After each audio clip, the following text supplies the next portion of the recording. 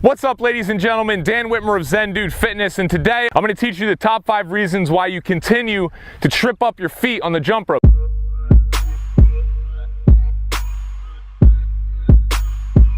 Now, I understand this can be a very frustrating thing when starting out, but please understand that even Brandon and myself had this issue when we first started jumping rope. And please, Zen dudes and dudettes, do not get discouraged, because I promise you, with practice and the more you continue to do the thing, the easier it will get. So ladies and gentlemen, without further ado, let's get into this video. Okay, ladies and gentlemen, to start off, one of the most important things is I see people holding the rope too high. Now, I'll get in a little bit to where you want to be holding the rope, but basically, guys, you want to have it jutting out to the sides of your hips, right where my waistband is in my sweatpants. That's where you want to keep it. If you notice, when I'm jumping, everything's fine until my hands start to come up a little bit more, and I see that tendency with a lot of people. They bring their hands up higher as they jump rope. This especially happens when people are trying to attempt double unders. If you notice here, even the slightest movement of my hands upwards is going to cause the rope not to be able to go underneath my feet, causing a lot of frustration. So even when starting, guys, I would over exaggerate this and purposely keep the rope kind of low so that you make sure that it gets underneath your feet. And as you'll see here from the side, everything's fine when I have it at my waistband, and then as soon as I move my hands up, that's when I hit my feet with the rope. And this is probably the biggest mistake that I see from a lot of people.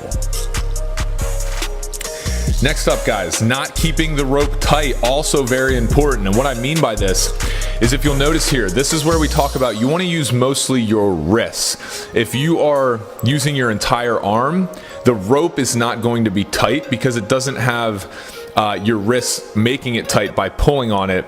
You're essentially just forcing the rope around, but you're not really keeping the rope tight by controlling it with your wrist. So if you'll notice here, my elbows and my shoulders are doing a lot of the work, but that's an issue because then my wrists aren't tight and aren't able to carry the rope. Now, if you notice here, this is how you want to do it. Notice how basically the only thing working in this situation are my forearms and my wrists. And notice how the rope keeps that nice tight U shape. That's how you want the rope to look, whether you're doing tricks, whether you're just doing regular bounce.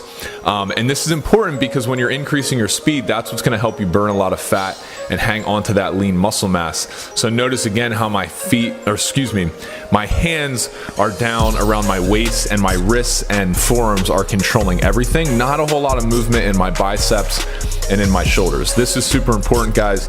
And remember, don't get discouraged if you are doing some of these mistakes and you need to practice a little bit more. Brandon and I were once there as well, so don't get discouraged, guys. Another big one, you're probably not warmed up. Now, this is the Zen Dude warm up. It's 20 jumping jacks, 10 squats, 10 front lunges, 5 on each leg, and 10 push-ups. I want you to run through that 2 or 3 times. But the reason I'm having you guys warm up is because simply a lot of people comment on our videos and say, oh, I'm tripping over the rope. And I'm like, well, it's because you're not warmed up. And I know even with myself, I've ran into this problem. You know, my feet and my ankle joints might feel a little bit brittle. It might hurt to jump on them initially. And so this is why you want to make sure that you're warmed up, not only so that you don't trip over your rope, but so that you also prevent injury. So I cannot stress enough the importance of making sure that the body is warmed up before you begin jumping rope. And like I said, guys, do what's good for your body. Sometimes I dance before I do this. Sometimes, I'll run through this, warm up 3 times, not usually 4, but if you feel like you need it, that is totally fine. Ladies and gentlemen, that is totally fine. So warm up, people.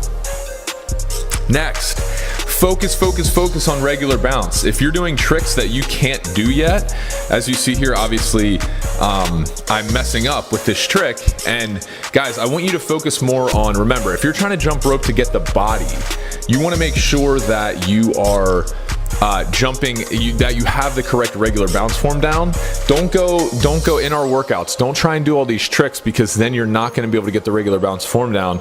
So not only are you going to be messing up a lot, but you're not going to perfect the regular bounce form, and you're not going to be able to lose as much weight because you haven't learned the basics and how to go fast with simply the regular bounce. So I implore you guys, just do regular bounce as best as you can and save the tricks in some of our trick tutorials. You can check those out for when you are proficient in regular bounce. Now this last one, we talk about this a lot. You simply have not found your rhythm.